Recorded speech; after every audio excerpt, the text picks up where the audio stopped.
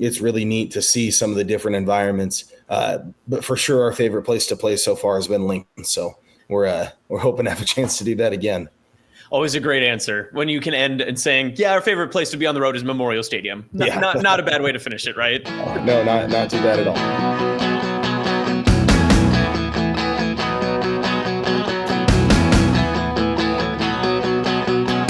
Welcome back. Another episode of Small Town Ball. Here, a presentation of Hurrdat Sports and NEB Preps. Joining us today is head coach for the Sandy Creek football team, Andrew Kuta. And Coach, thanks for taking some time. I know we're just starting to get back into the practices and everything as we're here at the top of August. It's got to feel good to get back into football season. Yeah, thanks for having me. Always fun to talk about our group, talk about our squad. We're looking forward to it. Season's right around the corner. Practice starts next Monday, so we're getting close. All right, so what does this week leading up look like? We're recording this on the 4th of August. I'm sure there's a lot of anticipation for you, but do you feel like now that you've gotten into your rhythm of what you want to be doing leading into a season, especially just the week ahead of fall camp? Yeah, guys are really excited. We've had a good summer. We've been to 3 team camps where we competed against other teams. Had an opportunity to see a lot of young guys play in those. I think one of the camps we kind of had basically our full squad, but other than that, it was a little thin with just all the things going on in the summer. A lot of our kids are involved in FFA and they're showing cows at the fair and things like that. So we get a little thin in the summer, but we've had a great summer in terms of weights. Our attendance has been awesome. They're working really hard. This week we have our senior conditioning week led by the senior class, and specifically Caden Schmidt has done an outstanding job with that. And then we're maxing out this week to kind of get our end of summer max out numbers. So definitely the week before the season starts, there's a lot of anticipation. We're really excited, and we think we're in a good spot. Okay, so I want to go back and ask you just about kids missing either some fall camp or some summer camp stuff, some maybe weight room sessions and stuff, because there's a lot to do when you're coming from a smaller town, a smaller area, and it's not necessarily going out to these Elite 11 camps or you're going out to do other stuff. You've got a lot of community-based activities. Is it important? Do you try to tell the guys on your team that, hey, if you're going to do something, we're going to do it together, try to keep them conditioned? Or how do you separate kind of the pack between the community events, the football practices, and everything else you have when it comes to summer and off season? I think that the approach we take is we think it's really important for them to be with us when we're having team operations. But they have other commitments too. We have a bunch of kids that play baseball throughout the summer. We have a bunch of kids that are very active in FFA and 4-H that are busy during the county fair, things like that. So we try really hard to be flexible with those guys, to be understanding with the fact that they have other commitments that they have to take care of as well. I think we have a group of guys that understands that it's not an excuse to skip weights or skip a team camp or whatever because they slept in or because they don't feel like going or because they're down at the lake. So for the most part, I feel like our kids are really good about they're there unless they have another obligation. And then, we try to be really flexible with those guys. A lot of those guys, their life after high school football is going to be on the farm. It's going to be doing those things. And so it's impossible to take them from that. And I don't want to take that from them either. They're still 15, 16, 17-year-old kids. And the things that they're not there for, they're missing for the right reasons. So I don't want to say we're lax with it, but we're pretty understanding with those things. And this is something that I'm sure you understand really well, because it really wasn't that long ago that you were going through the same things, and not even just in a similar community, but the exact same, being your alma mater. So do you feel that type of tug and pull sometimes where you can tell yourself, hey, I want these guys to be so committed to football. We have all these activities, but I also know what it's like to be in their shoes and to have these different obligations that go on, whether it's in my town with my family, whether it's even something as simple as we got a family reunion coming up. I have to be able to go out there and do that and miss something for the summer. Yeah, it doesn't feel as much as like a pulling against the other groups or the other organizations or whatever it is. I think the community at Sandy Creek, all the people that are involved in it understand that we're all sharing the same kids and we're all working with the same kids. And I think that we do a really good job of working together on that. This year we had, I think, 5 of our high school football players played Legion baseball. We're working together with that. They're in season. We're not. I played college baseball, so I'm a baseball guy. It's as long as they're the priority that they're choosing, I think is something that's important and something that's appropriate. We're working with those kids, and it is a little bit of give and take, but our attendance in the summer weight room is really good. Most of those things don't start at 5:30 when we start weights. So we're able to work around that a lot. And then when they have other obligations, we're all working together. We're all working with the same kids. So it's really not too bad. Except detasseling. You always have to compete with detasseling. That one always seems to come up, right? That's true. We had less do that this year than in years past, but still had a few that were doing that. But if they're walking cornrows at 6 a.m, they're working pretty hard too. So, which your team has been working very hard over the past few seasons, especially since you took over in 2022, I believe. And from that time to when you wrapped up that state championship in this past November, a year ago, what was the biggest growth you saw in the program, in the team, that you wanted to implement from day one that kind of came to fruition that final day?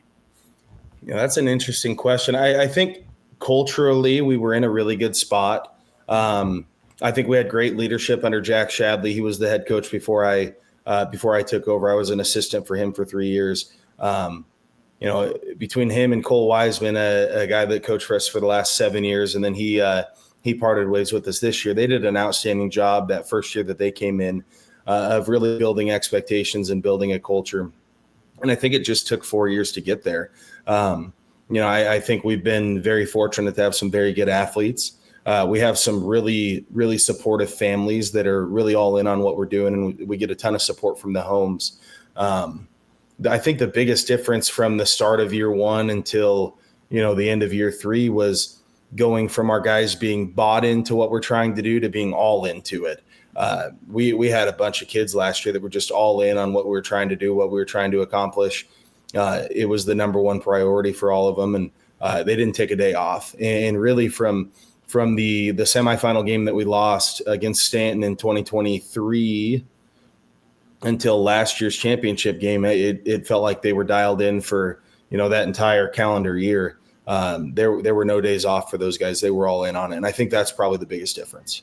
I think there was always that misperception when it comes to the smaller classes and 8-man football, 6-man football, and, kind of in between there, where a lot of teams on the outside or schools on the outside, communities on the outside looking in, they'll say, well, that school or this town just had a really great group of kids, a talented group of kids that came up. And that was definitely the case with Sandy Creek last year and the years past. You definitely had a lot of talented kids, but there was also the little details. And that's why I thought that D1 championship game last year was so fun to watch, because between you and Stanton competing back and forth, it was a 2-point game. It wasn't who had the more talent. It was all the little details. So how do you focus on the little details, especially when you have such a talented team like you had last season in the past few years? Yeah, we're a very detail-oriented team. Every little thing that we do matters. My favorite quote regarding sports, and it's something I share with our guys a lot, comes from Brad Stevens. He's the Celtics GM. He was the Celtics head coach. He was at Butler before that. He said that if you don't consider if you consider the consequences of not doing the little things, you realize there are no little things. And that's something that's really important in our program. We try to do all the little things right. First steps on the offensive line matter. Getting your eyes right as a linebacker, as a defensive back matters. Having proper hand clean form matters. Starting on the whistle when we're doing our team sprints matters. Those little things just matter a lot to us. And I think that, talking about that Stanton game last year in the finals, they were another group that the details mattered, and they were really good at them too. And that's why that game came down to what it was. I think we've played a few teams in the past 3 years that were probably more talented than us, had more athletic kids, better athletes, bigger, faster, stronger.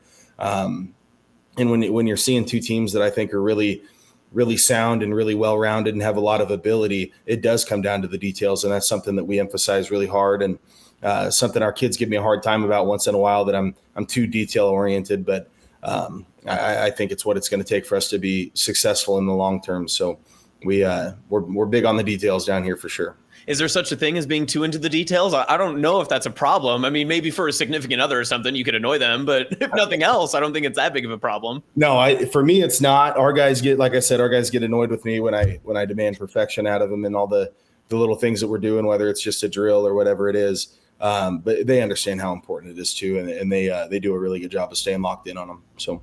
But it's got to be nice too now, because now all of the nitty gritty details, the being perfect in practice. Now you can say, listen, we got to the ultimate goal last year, so if you just follow these steps, we can kind of get back there again. But this is the cost of getting there. Yeah, absolutely. Now we have a lot of kids that I think understand that.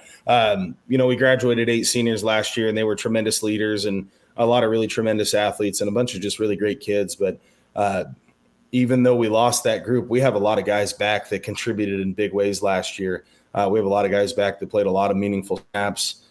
We have, I think, 4 starters on both sides of the ball back. We have the guys back that have been through it and understand what it takes. And I think it's just so important for a program to continue to be successful that those guys continue to emphasize those things and really teach the young guys how important how all those little things matter and how important they are. And if you have a group of seniors that emphasize it and that are all into it, I think that can really carry over.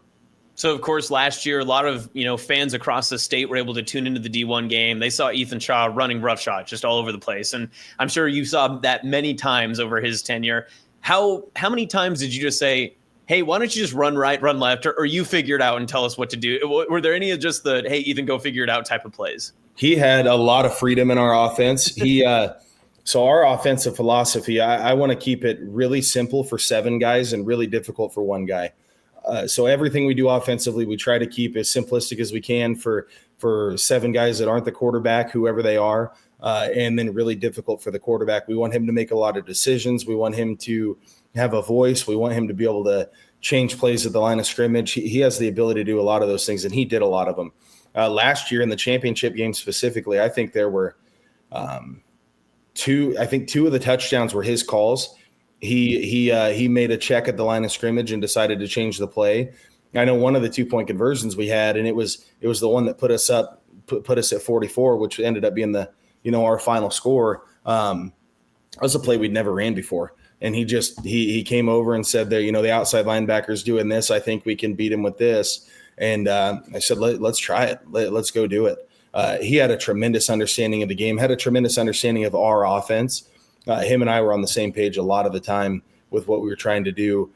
So he had a ton of freedom to do those things. And really last year, I think the only time I ever really got on him or got after him, at least offensively, was when he wasn't changing the play when he knew he should have. So it was always the expectation that he'd get to the line of scrimmage, they'd do their communication. And if he got, to the line of scrimmage and it wasn't looking right or it didn't look like it was something that could be successful, he was expected to change it. And there were a few times throughout the year where it pretty clearly should have been changed, either directionally or just an entire new play or whatever it is. And he didn't do it. And that's really the only time last year that I even got on him. So, Coach, you talked about your relationship with Ethan a little bit there and just building trust and having that trust with your player and someone as a star quarterback like that. It seems easy on the surface to do, but how does that trust and confidence go both ways? Because you have to have confidence in the player in what they do, but also the player wants to put that confidence in you and build that trust with you as well. Do you see that as a two-way street? And how does that build just from how your coaching philosophy goes? I think it is a two-way street. I think that I think the player, if he's going to try to do what we ask him to do at quarterback specifically, he has to trust us and he has to trust that we really mean what we say when we put those things on his plate, when we ask him to do the things that we ask him to do. I think one of the things that's so important as a coach, and it really just in life in general, is just do what you say you're going to do. I think that's the number one rule to being somebody that people can trust, being somebody people can lean on. Just do what you say you're going to do. And so I think showing up every day with him specifically, but with our entire team and being consistent, being the same guy day in and day out, and doing what you say you will, not doing what you say you won't do. I think the consistency with that builds a relationship where he had the trust in our entire staff and with me directly with our offense to make those decisions. And I don't think that's something that happens overnight. I think it took us 3 years to get there. And it's not a once in a while thing. It's an everyday thing. It's having communication with him every day, talking about football every day. There were times, I'm an assistant basketball coach too, and there were times last year where, we're on the bus driving to a basketball game and we're still talking about this play or this look or this front and what we could have done differently. And I think it's just a nonstop thing. to build a relationship like that where I have so much trust in him, but he has so much trust in me too, because I think it definitely is a two-way street. All right, so we've talked a lot about last year's team, but I'm sure people who are tuning into this want to know about this year's team. There's still a Shaw around, right? And I've heard really good things about the future of the program and building, not just from the Shaw family, but also what you have going for you. What's the expectation for this year? Do they stay the same? How do you maintain a state championship culture after, like you said, you graduated such talented seniors and guys that you built so much trust with? Yeah, our expectation within our program is the same. Our expectations last year, our goal was to go 1-0 every week. And the way we were going to accomplish that was by, number one, being a team. So everything that everybody does, they have to put the team first. There's nothing more important than the team and the success of the team, and everything we do has to be for the team first. Number two is to be the most excited to play. That's not just on game day. That's showing up every day to practice, to weights, to morning walkthroughs, to film sessions, whatever it is, they have to be excited to be there. And number three, it's be the best at doing your job. And we have to have guys that are bought in on doing their job. Football is such a team sport. And the reason why I think it's such an incredible team sport is that everybody's job looks different. The left guard's job looks different than the right guard's, and it looks entirely different from the wide receiver than from the running back.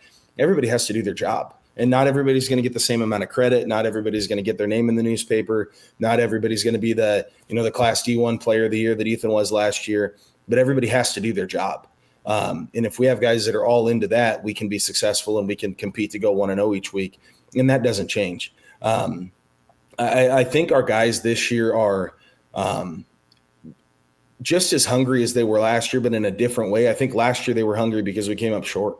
We came up short the year before. We thought we had a chance to win. We thought we had a chance to win that semifinal game. We didn't. We didn't play well enough to win. We came up short. And that's what motivated that group. And I think this year's group is motivated from, I think a lot of people, not everybody, but I think a lot of people throughout the state, throughout the, 8-man football community, don't think that this group can be what last year's group was. And it won't be. It won't be the same group. We won't look the same. We won't, the scoreboard won't look the same every week. But I think that they believe that people have doubt. People doubt what they can do. And I think that's really driving this group. A number of seniors, I think those guys, respectfully are tired of hearing about all the seniors that we lost last year. And they love those guys and they have a great amount of respect for them. But I think they feel like they're being overlooked. Caden Schmidt, maybe our best player this year. He's a tremendous football player. He missed 11 games last year. He got to play in the first game and got dinged up with the shoulder in the first game. So we set him out for the next 3 weeks. He came back in week 5 and he blew his knee. And he missed the rest of the season. He was a returning starter that had, I think, just under 100 tackles as a sophomore. He's a really good player. And he's somebody that specifically is really, really hungry to, I guess, prove everybody wrong. Because I think those guys perceive it as there's a lot of people that don't believe that we can do it again. But I think within our program, we have a lot of confidence and the expectation hasn't changed. So not just replacing Shaw, but also seeing some of the other pieces you need to replace. How do you come into fall camp and especially through the summer? And is it motivation or do you phrase it a different way when you talk to the upcoming senior class or the juniors or the sophomores that need to step into some of these roles about it's not about replacing the totality, right? You mentioned the team's going to be a different team than it was last year. The scoreboard will look different. The way your offense, defense operates will be a little bit different. It's not having to replace that player. How do you use that and phrase it just to make sure that it doesn't feel like the weight of expectation? We've got to replace, 10,000 career yards coming from one player just this upcoming season. Too short of that. I left him too short of that, and that just breaks my heart for him that he ended with 9,998. That one's on. Less quarterback kneels. Yeah, a tough deal for him. The biggest thing that we compare, that we talk about from last year's group isn't the playmaking ability. It's not the tackles. It's not the yards, the touchdowns. It's the leadership. And we put that on those guys all the time. We talk about that being the thing that's going to, if anything's going to hold us back this year, it's going to be that we don't have guys step into those leadership roles. I really believe that personnel-wise, athlete-wise, we have the guys to be really successful. I think that in some ways we're going to be better than we were last year. We're faster. I think we have more athletes this year. We won't have the depth that we did last year, but I think we have guys in positions that are going to be really successful there. The thing that could separate this year from last year is if we don't develop the leadership that we graduated. So that's the biggest and really the only thing that we talk about from last year's group with this year's group is that we have to have guys turn into leaders the way that those guys were, because we had tremendous leadership out of that group, and it wasn't just one or two guys. It was really the entire class in their own way, but all 8 of those guys were tremendous leaders in one way or another. So it's really important that we develop that leadership, and it's come a long ways this summer. It's gotten better throughout. It's something that I expect and anticipate will continue to grow throughout, the fall camp and fall practices and then into the season. But that to me is the biggest difference right now between where we were a year ago at this point and where we are right now, is we have to continue developing leadership. So, Coach, I'm curious your thoughts after you shook off the championship victory and you got through the basketball season. You maybe start to peek ahead at the next season slate. Looking at the schedule, at least comparative to the teams and how they finished last year, I think I have this right, that it's 5 of the teams that are on your schedule for this upcoming season at least made the postseason, and 6 of them are either 500 or have winning records. Yep. That's a very tough draw, and especially that week 1 and week 2, you're going against a very talented program in Johnson Brock on the road, and then you have Shelby Rising City, who's a very good team.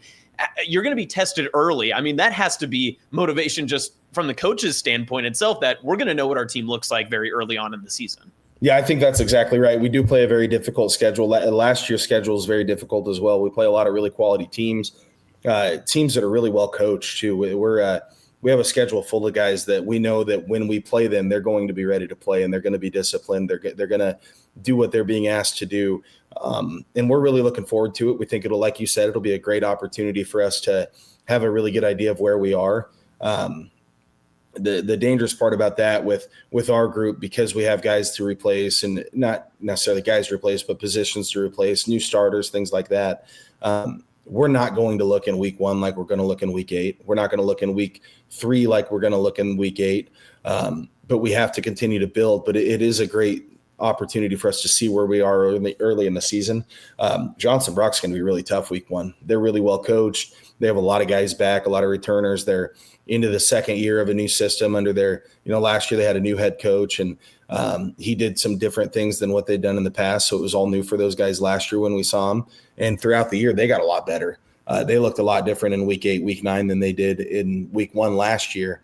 And we think they're going to be really tough. And I think Shelby's one of the 2 or 3 best teams in the class this year. So like you said, those first 2 weeks we're going to get to see a lot. We think we're going to be ready for them. We think we're in a good spot right now. We think that if we continue to put together good practices, once we start next week with practice, it will be where we need to be. But it's a tall task early in the season for us, for sure. Coach, I know you mentioned a couple of guys that are going to be big pieces for you upcoming this season, but who's someone that's not on our radar right now that is someone that like you said, week 8, you think will have developed through this fall practice, through the first 7 weeks of the regular season? When it's postseason time, the Cougars need him. Who do you think is going to be there to step up? That I think that's a great question. I think we have a number of guys, so I'm going to talk about a few of them. I mentioned Caden Schmidt earlier. I think he's going to be a centerpiece for our program this year. He's going to be, I think, really good with the football in his hands at the running back position. He's really good at catching passes from the backfield. We'll try to utilize him that way. Cameron Seeley is going to step into our quarterback role. He's really far along for a sophomore that hasn't started at that position before. He understands our offense at a very high level. He makes plays with his feet. He throws it really well. I think he's going to have a really good year for us. Wes Biltoff's a guy that a lot of guys know, but I don't think they've seen anything close to what his peak can be. He's a tremendous athlete. He has a really good feel for the game. He blocks really well at the tight end position. He catches the football really well. It helps that he's 6'6" and 200 pounds and has a 32-inch vertical, but so those things don't hurt. Logan Tomke is a guy that transferred in for us this year.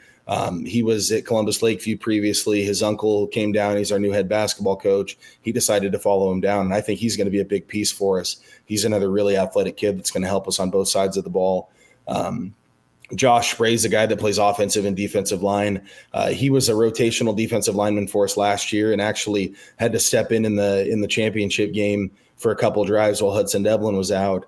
He forced a fumble, had a couple tackles for loss. He's going to be a really good player for us this year.